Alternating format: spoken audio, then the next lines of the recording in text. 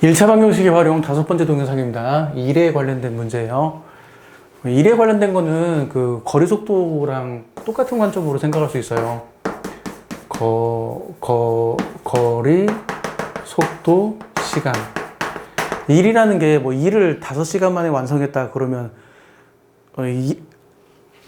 일하는 속도가 5분의 1이라는 뜻이잖아요. 일을 3시간 만에 완성했다 그러면 일하는 속도가 3분의 1이라는 뜻이고, 그래서 일에 관련된 것도 속도라는 단어 대신 일률이라고 할게요. 일률, 시간, 뭐 이런 식으로도 생각할 수 있습니다.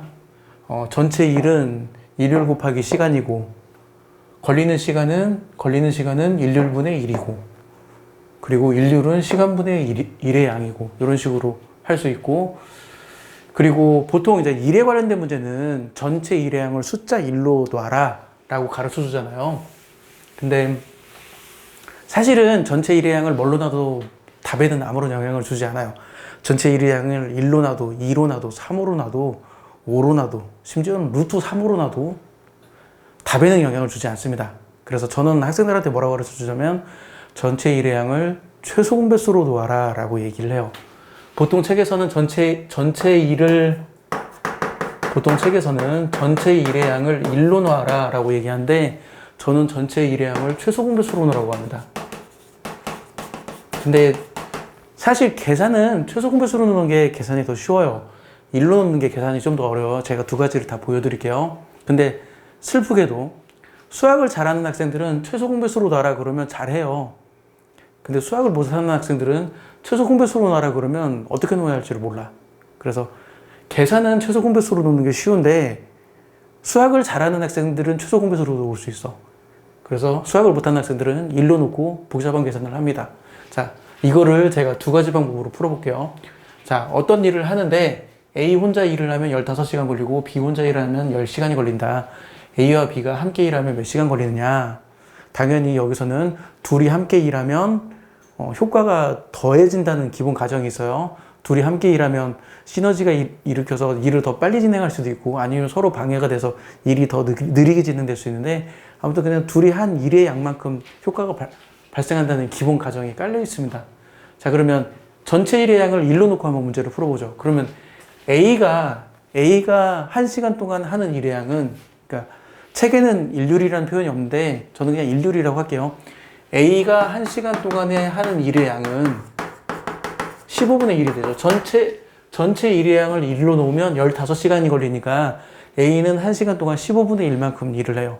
그래야 15시간 동안 일만큼 일을 하죠. 그리고 B의 일률은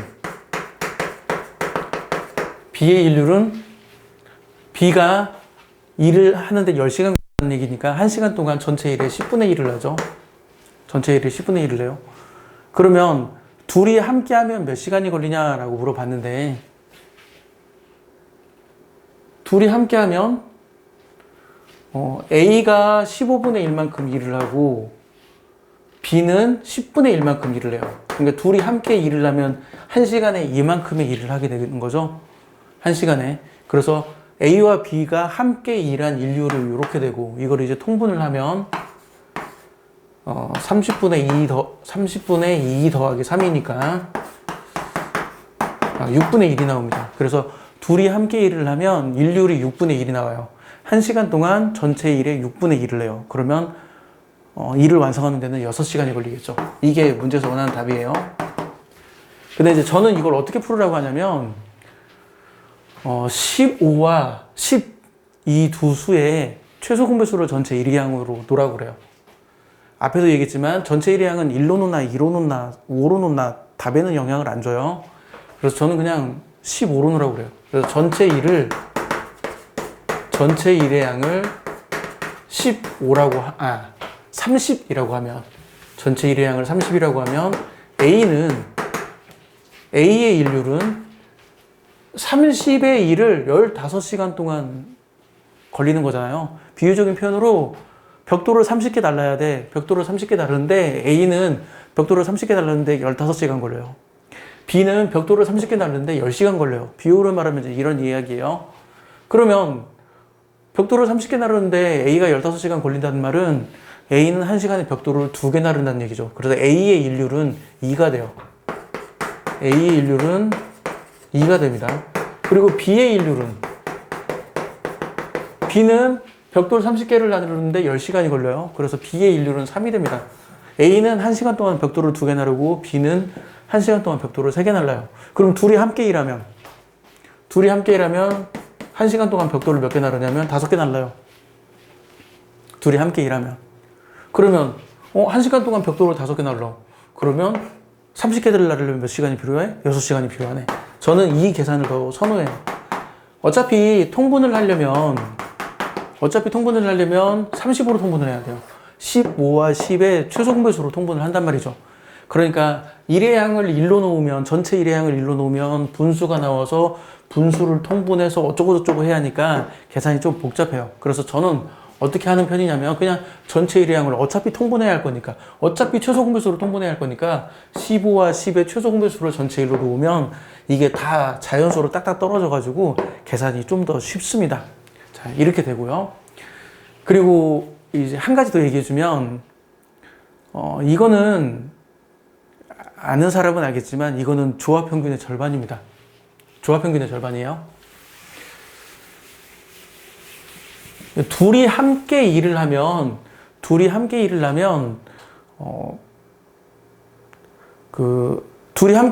하는 일률의 양이 조합 평균의 2배만큼 일을 해요. 조합 평균 2배만큼. 그래서 결과적으로는 어떻게 하냐면 A가 일을 완성하는 데 걸리는 시간이 A시간, B가 일을 완성하는 데 걸리는 시간이 B시간이라고 그러면 전체 일의 양을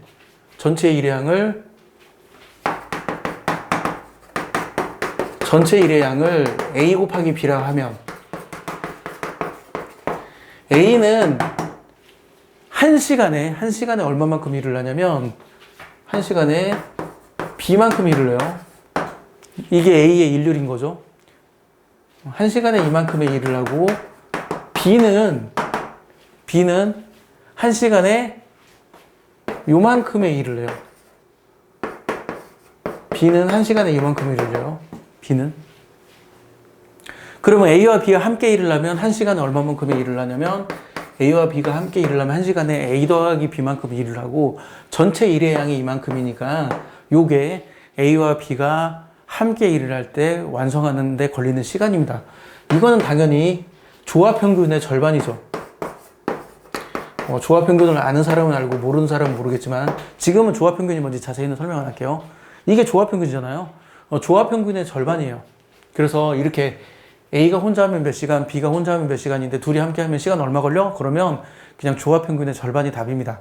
이걸 알고 있으면 문제 푸는데 조금 도움이 될 겁니다. 자, 이제 옆에 문제를 보죠. 옆에 문제는 이거예요. 어떤 일을 하는데 A가 12시간, B가 6시간 일을 하면 일을 완성해. A가 8시간, B가 9시간 일을 하면 역시 또 일을 완성해. 그러면 A 혼자 일하는데 몇 시간 걸리냐? 혹은 B가 혼자 일하는데 몇 시간 걸리냐? 이런 류의 문제예요. 원래 이것도 그냥 이렇게 인류를 이용해서 문제를 풀게 되는데 계산이 좀 복잡해요. 근데 사실은 이건 쉬운 풀이가 있습니다. 쉬운 풀이가 있어요. 일단은 교과서적인 풀이를 먼저 제시해주고 쉬운 풀이를 제시해줄게요. 자, A가 1시간 동안 X만큼 일을 한다고 치고 B가 1시간 동안 Y만큼 일을 한다고 치죠. 물론 전체 일의 양은 1이에요. 이건 사실 최소 공배수 12, 6, 8, 9 이것의 최소 공배수를 잡는 것도 방법이긴 한데 그렇게 하려면 좀 복잡하니까 저는 전체 일을 1로 놓을게요. 전체 일을 1로 놓을게요. 그러면 이 식으로부터 무엇을 얻냐면 A가 12시간 일을 해. 그리고 B가 6시간 일을 해. 그러면 전체 일이 나와. 그리고 A가 8시간 일을 해. 그리고 B가 9시간 일을 해. 그러면 전체 일이 나와. 그래서 이거 가지고 연립방정식을 풀면 됩니다. 어떻게 풀까? 위식의 양변의 2배하고 아래식의 양변의 3배 할게요. 위식의 양변의 2배를 하면 24x 더하기 12y는 2 나오고요. 아래식의 양변에 3배를 하면 24x 더하기 27y는 3 나오죠. 그래서 아래식에서 위식을 빼면 15y가 1이 나오고 y는 15분의 1이 나와요. y는 15분의 1이 나와서 y 혼자 일하는 데는 15시간이 걸립니다. 그리고 이제 적절히 대입을 하면 어디다 대입을 할까? 뭐 여기다 대입을 할까요? 여기다 대입을 하면 8x 더하기 9 곱하기 15분의 1. 이 분수 계산이 싫어서 내가 지금 그런데 어쩔 수 없이 지금 분수 계산을 하고 있어요. 그러면 8x는 1에서 15분의 9를 빼면 15분의 6 나오죠. 15분의 6 나와요. 그래서 x는 얼마 나오냐면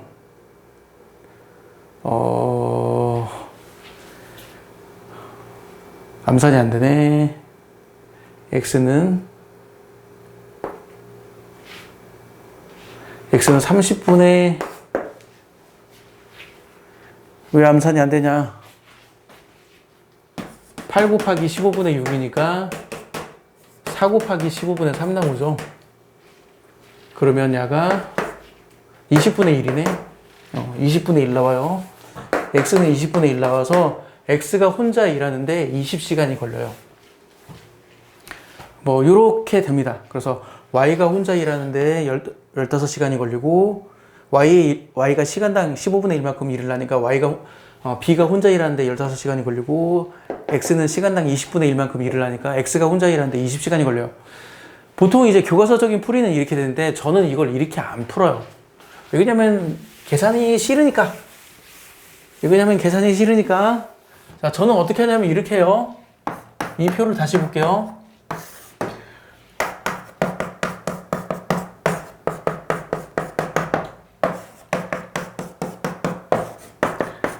자, 보세요. B는 3시간 늘었죠. B는 3시간 늘었어요. A는 4시간 줄어들었어요. 이 말이 무슨 뜻이냐면, 자, B는 3시간 늘고 A는 4시간 줄어들었는데, 전체 일을 완성하는 데는 똑같은 시간이 걸렸어요. 이 말의 의미는 뭐냐면, B가 3시간 일하는 양과 A가 4시간 일하는 양이 같다는 얘기예요. 똑같은 이유로 B가 일을 하는 양을 3시간 늘리면, A가 일하는 양은 4시간 줄어든다는 얘기죠. B가 일하는 양을 다시 3시간 늘리면 A가 일하는 양은 4시간 줄어든다는 얘기죠. 그래서 이 말이 결국은 무슨 뜻이냐면 A가 0시간 일하고 B가 15시간 일하면 전체 일을 완성한다는 뜻입니다. A가 0시간 일하고 B가 15시간 일하면 전체 일을 완성한다는 뜻이고, 자, 반대로 이제는 반대로 생각해 볼게요. 자, 3시간을 줄여요. 3시간을 줄이면 야는 4시간 더 일을 해야죠. 4시간 더 일을 해야 돼요. 다시 3시간 줄이면 야는 4시간 더 일을 해야 합니다. 그래서 B는 20시간이 걸려요. 이렇게 계산이 됩니다. 그래서 B 혼자 일을 하면 B가 0시간, A가 20시간 일을 하면 일이 완성되고, 그리고 A가 0시간, B가 15시간 일을 하면 일이 완성돼요. 그래서 A가 혼자 일을 완성하는데 시간이 얼마나 걸리냐, B가 혼자 일을 완성하는데 시간이 얼마나 걸리냐, 이 문제뿐만 아니라 뭐 A가 시간당 얼마만큼의 일을 하느냐, B가 시간당 얼마만큼의 일을 하느냐, 이런 것까지 다 쉽게 계산을 할 수가 있고요. 이거는 이 앞에 제가 소금물 문제 얘기해 준 적이 있었죠. 그 패키지로 하는 거. 그거랑 어찌 보면 풀이가 굉장히 비슷합니다. 이 앞 동영상에서 이런 문제 있었죠. A 소금물이 있고 B 소금물이 있는데 A 소금물 200g과 B 소금물 300g을 섞으면 농도가 11%가 되고, A 소금물 300g과 B 소금물 200g을 섞으면 농도가 9%가 된다. 그러면 각각의 소금물의 농도를 구하라. 이 문제 앞에서 했었어요. 이거랑 거의 풀이가 비슷해요. 매우 비슷합니다. A를 100g 늘리고 B를 100g 줄이면 농도가 2% 줄어들었으니까 2% 더 줄어드네. 이렇게 정확하게 말하면 2%포인트가 줄어들죠. 그리고 또 A를 100g 늘리고 B를 100g 줄이면 2%가 늘어나서, 정확히 표현하면 2%포인트가 늘어나서, 2%포인트가 줄어들어서 5%가 되네. 그래서 A 소금물의 농도는 5%가 된다. 같은 방법으로 이걸 반복하면 B 소금물의 농도는 15%가 됩니다. 이 풀이와 소금물 두 종류를 섞었을 때 A 소금물의 농도 얼마, B 소금물의 농도 얼마, 이 풀이와 둘이 함께 일을 하는데 A가 12시간, B가 6시간 일하면 전체 일을 완성하고, A가 8시간, B가 9시간 일을 하면 전체 일을 완성해. 그러면 A, B는 각각 혼자 일하면 몇 시간 걸리는데, 이거랑 풀이가 매우 비슷해요. 매우 비슷해요. 이런 것도 알고 있으면 문제를 푸는데 좀 빨리 풀 수 있고, 남들보다 빨리 진행할 수 있고. 그런데 제가 이 시리즈를 통해서 계속 강조하지만, 이게 교과서적인 풀이를 할 수 있는 학생들한테 이런 풀이를 가르쳐 주잖아요. 그러면 쉽게 따라 합니다. 쉽게 따라 해요. 여기 지웠던 문제, 전체 일의 양을 최소 공배수로 해라. 그러면 쉽게 따라하고 계산도 편하기 때문에 계산이 빨라져요. 근데 교과서적인 풀이를 못하는 학생들한테 이걸 설명하면 학생들이 그렇게 설명해도 못 알아듣더라고요. 방법을 익히지를 못해. 그래서 제가 학생들한테 엄청 강조해요. 교과서적인 풀이를 정확하게 익혀라.